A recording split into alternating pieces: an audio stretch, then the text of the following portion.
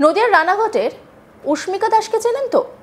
বিরল রোগে আক্রান্ত সেই ছোট্ট উষ্মিকা সম্প্রতি সোশ্যাল মিডিয়ার দৌলতে প্রায় সকলেই চিনে গিয়েছেন।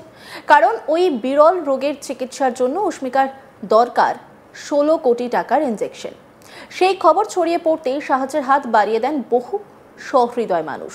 কিন্তু 16 কোটি বিপুল পরিমাণ টাকা, তাই তা জোগাড় করতে রীতিমতো হিমশিম খেতে হয় গোটা পরিবারকে। সময়ের মধ্যে সম্পূর্ণ টাকা জোগাড় হবে কিনা সেই নিয়েও প্রশ্ন থেকে যায়।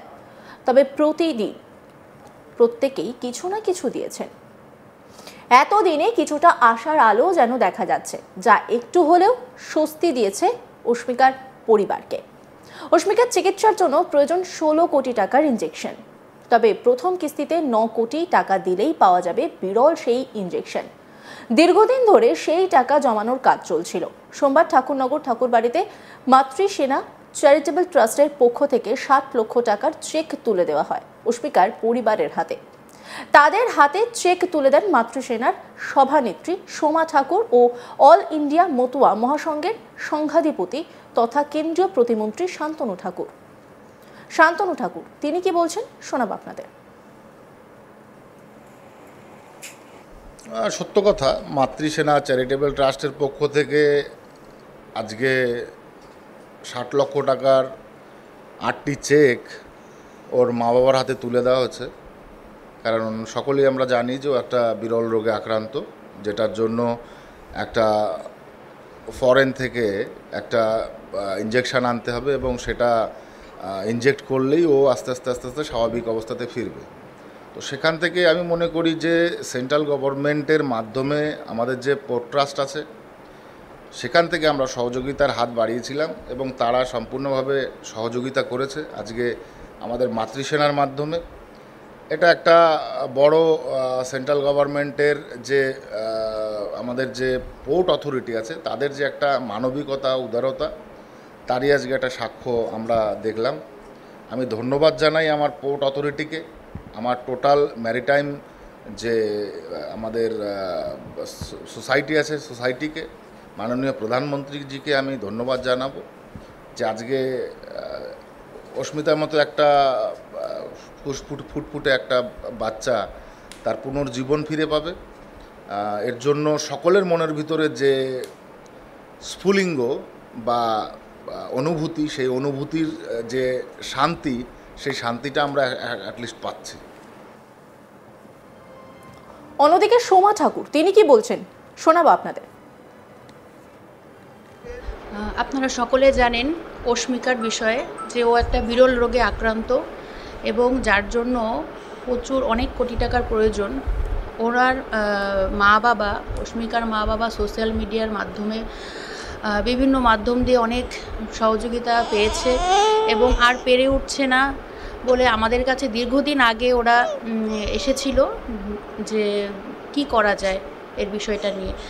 তো আমরা একে দেখেছি, ভাবনা চিন্তা করেছি এবং আমার যে মাতৃসেনা চ্যারিটেবল ট্রাস্ট তার মাধ্যম দিয়ে আমি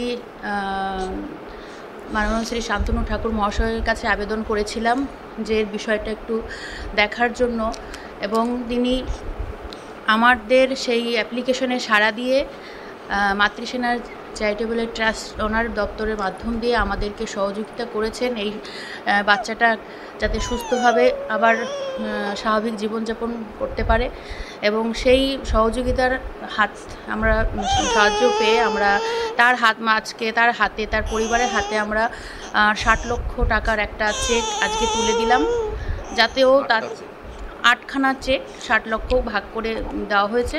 তো যাই হোক, আজকে খুব ভালো লাগছে দিয়ে যে ও আবার আমাদের অন্যান্য বাচ্চাদের মতন স্বাভাবিকভাবে ফিরে আসুক, সুস্থ জীবন পাক, এটাই।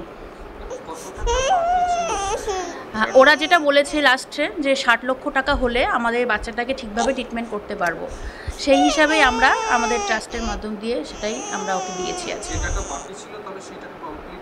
হ্যাঁ, কমপ্লিটলিভাবে আজকে আমরা তুলে দিলাম মাতৃসেনা চ্যারিটেবল ট্রাস্টের মাধ্যমে। এই বিষয়ে উষ্মিকার বাবা শুভঙ্কর দাস জানান, প্রথম কিস্তিতে 9 কোটি টাকা জমা দিলে ইনজেকশনটা পাওয়া যাবে। 60 লক্ষ টাকা পাওয়ায় সেই 9 কোটি টাকা সম্পূর্ণ হলো। তার আশা সমস্ত কাগজপত্রের কাজ শেষ করে আগামী 10 থেকে 12 দিনের মধ্যেই মেয়ে ইনজেকশন পেয়ে যাবে। যারা যারা উষ্মিকার জন্য সাহায্যের হাত বাড়িয়েছেন তাদের সকলকে ধন্যবাদও জানিয়েছেন তিনি।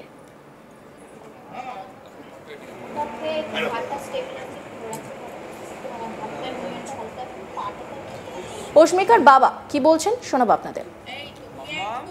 আমাদের লাস্ট 2 মাস ধরে অনেক ফান্ড রেজিংয়ের অনেক কিছু ভুল তথ্য বা ভুল নিউজ ছড়ানোর জন্য আমরা ফান্ড রেজিংটা সেভাবে তুলতে পারছিলাম লাস্ট 2 মাস ধরে।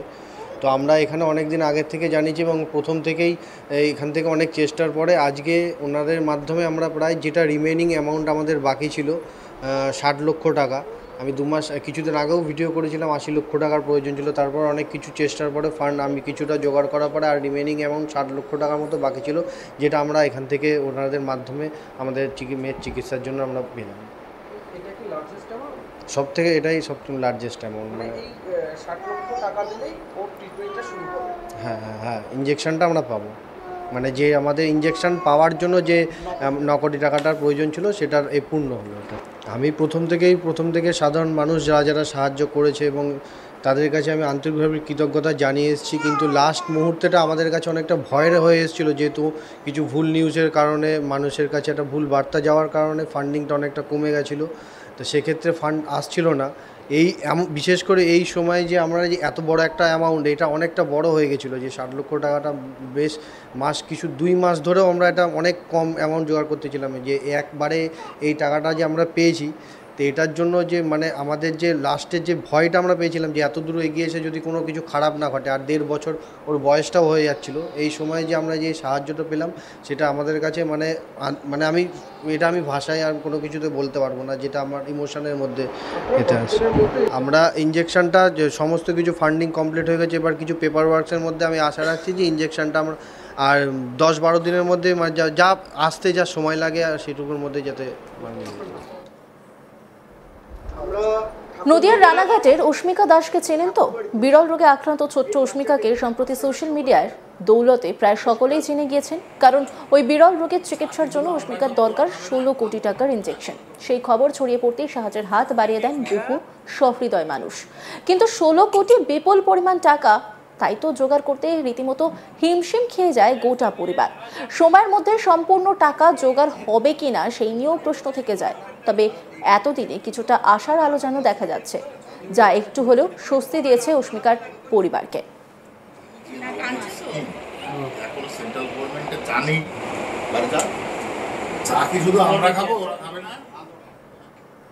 অন্যান্য খবরের আপডেটের জন্য অবশ্যই নজর রাখুন আজ তাক বাংলার ইউটিউব স্ট্রিমিংয়ে। লাইক, কমেন্ট, শেয়ার এবং সাবস্ক্রাইব করতে ভুলবেন না।